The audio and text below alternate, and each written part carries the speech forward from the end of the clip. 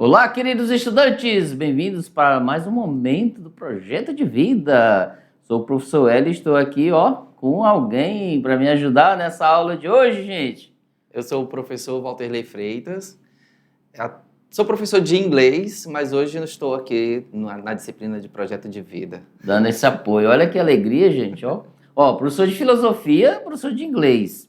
Então, linguagens e humanas, juntos para trabalhar. Perceberam, gente, que vocês, todos os componentes, eles se integram dentro da perspectiva da educação intelectual do estudante. Vocês, claro.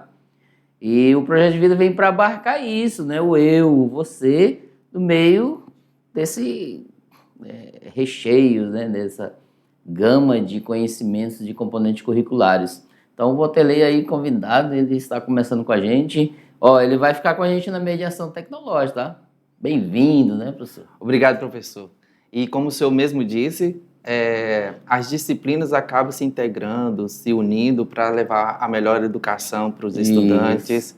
E vamos contribuir com o Projeto de Vida, por que não? Por que não? Olha aí, galera. Então vamos lá para a nossa tela aí, É o terceiro momento, tá? Desse fazer parte, né? É o espírito de pertença aí, professor Walterley, vamos fazer lá, vamos aqui na tela, galera, vamos aqui comigo. Voltando, eu sou professor, sou mestrado em filosofia, e você saiu agora, né, de uma... Recentemente eu tive a oportunidade de concluir o doutorado em educação pela Uni. A minha pesquisa, inclusive, envolve o ensino da língua inglesa. Tive recentemente também uma experiência fora do país e vamos contribuir com a educação. Exatamente. Com o que a gente aprendeu nesse período de 4 anos. Olha aí o exemplo, né? Os exemplos. Imagine vocês aí, gente, se descobrindo do segundo ano lá para o terceiro, abrindo as portas no final do ano e decidindo uma vida de busca de conhecimento. Isso é legal, né? Um bom exemplo, E a gente não se arrepende, né? Não, e eu quero enfatizar uma situação que eu sou aluno de escola pública.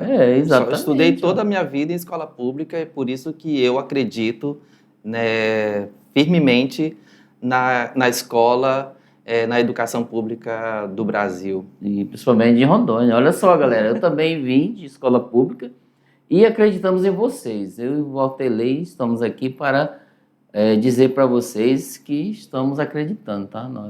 São quase 6 mil alunos na mediação do estado de Rondônia, né? Olha que bênção. E as aulas vão chegar de qualidade aí para vocês. E na dúvida, entre em contato com a gente. Vamos lá para a tela, olha lá. Então tá lá o nosso nome, né? Professores. Olha lá, galera. Quem são as pessoas que você admira? Hoje nós vamos falar isso, Walterley, é importante, certo? As pessoas que estão ao nosso lado, né? Nós mencionamos na aula anterior, mas vamos aumentar mais, né? A parte para complementar a aula anterior. A maioria de nós, olha só, gente, vocês também estão no meio, tá? Tem admiração por alguém que pode ou não pode estar em nosso círculo, né, de relações interpessoais. Por isso, a experiência, olha que importante, de vida de algumas pessoas motiva a conduta de outras. Olha, se você tem alguém, nós falamos na aula anterior, alguém de referência, faça isso, No final da aula de hoje, teremos uma atividade voltada para esse questionamento. Né? Olha que interessante. Galera, complementando, né, a aula anterior, nós percebemos que existe N pessoas, ou aquela pessoa, certo? Da qual você tem como referência. Olha, eu já tive muitas, né? Assim, pessoas importantes. Eu começava pelo meu avô, conversava muito com ele sobre as experiências de vida dele. Eu ia comentar isso, professor Hélio, que às vezes a gente busca referências muito distantes da nossa realidade, quando, na verdade, nós temos bem próximo, que são os nossos pais, as nossas mães, e às vezes um tio, um avô. Exatamente. Então, temos pessoas bem próximas da gente que conseguem transmitir essa inspiração e a gente acaba se espelhando e querendo...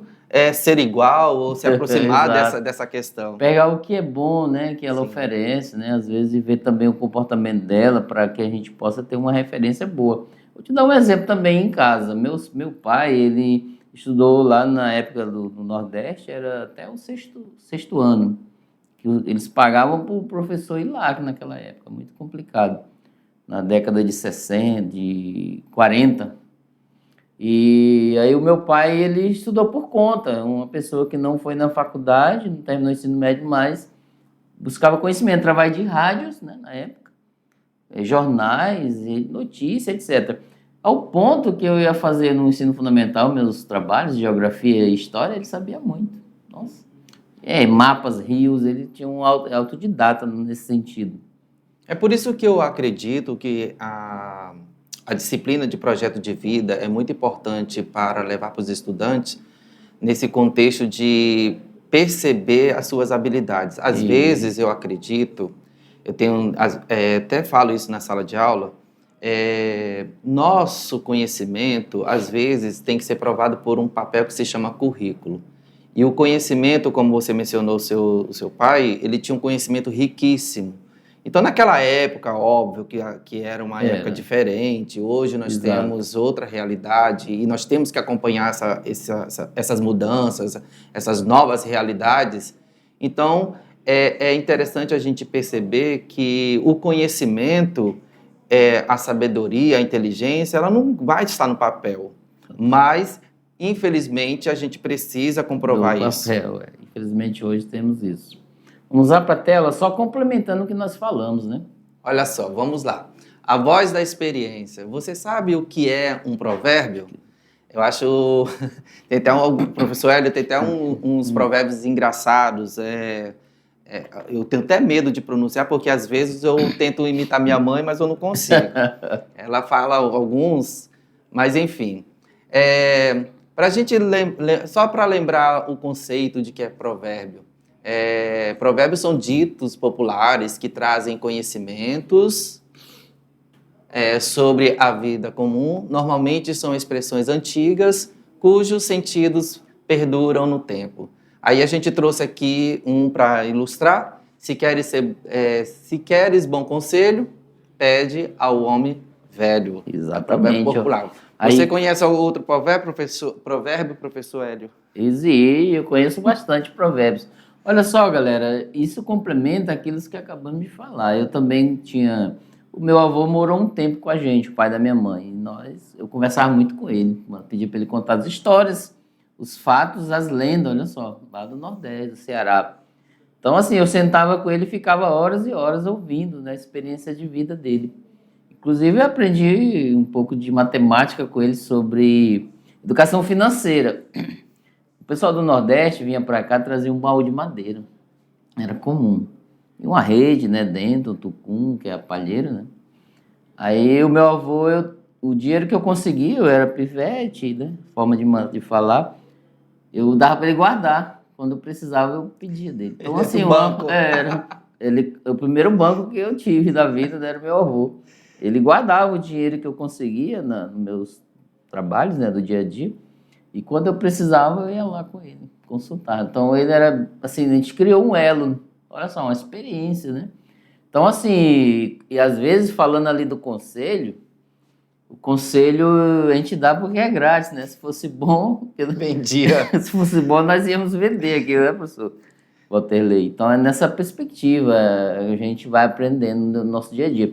Inclusive, os estudantes, por serem, né, eles são ainda pessoal rural, né, de sítio, de fazenda, de chácaras, as comunidades tradicionais, né, indígenas e quilombolas, né, os ribeirinhos também. Então, eles têm muita experiência quanto a isso. Professor Hélio, agora o senhor falando essa questão da vivência desses estudantes, das pessoas que moram nessas áreas, eu fiquei imaginando que tipo de provérbio, de conhecimento eles têm. E vocês podem mandar pra gente, né, professor? Claro, que estou curioso. O professor presencial e a professora, pega aí com os estudantes os provérbios que eles têm lá, os pais, os avós, às vezes mandou para eles, coloca aí no Google pra gente, aprendendo, né? A gente vai acompanhar, tá bom? Então é nessa perspectiva, uma referência, gente, olha que legal isso.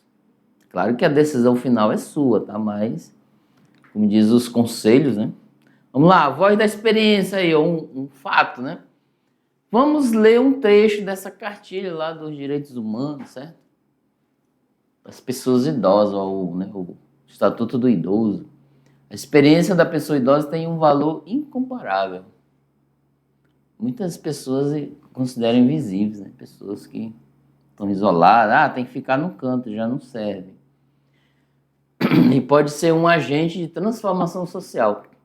Todavia, é necessário que a pessoa idosa seja cada vez mais incluída, a inclusão, né? E é necessário que ela seja incluída e faça a opção, direcionando o seu tempo livre para a realização de novos projetos nessa nova etapa de vida. Então tá aí, você tem seu avô, tataravô, o pai ou a mãe, contribuindo para quê? Uma sociedade mais justa e fraterna. Essa é a nossa perspectiva, né, professor? Então, olha só, um dos objetivos. É importante ressaltar, professor, também que, para além do respeito, a gente quer acrescentar também que essas pessoas idosas, elas têm uma experiência e nós, enquanto, às vezes, adolescente, muito jovem, temperamental, agora, né, eu já passei aí dos 30, né? E eu dos 20. Então, assim, às vezes a gente peca em achar que os idosos, eles não têm nada a contribuir ou pouco a contribuir. Exatamente. E quando vocês ouvem dos idosos, dos professores ou de outras pessoas mais experientes dizendo assim, estudem, o caminho é esse, o caminho que você precisa é por aqui, leve em consideração, porque a gente já fez esse percurso, eles já fizeram esse caminho e sabe quais são algumas dificuldades que vocês vão possivelmente trilhar.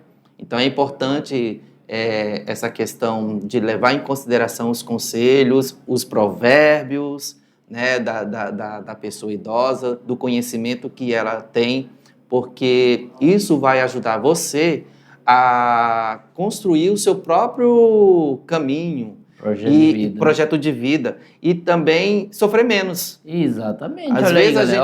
Às vezes a gente peca em não ouvir e aí passa por aquela situação negativa que você foi avisado, mas não prestou atenção. Então é interessante que a gente faça essa observação. E essa observação eu não tinha falado. Valeu, professor, por isso. Sofrer menos no caminho, né?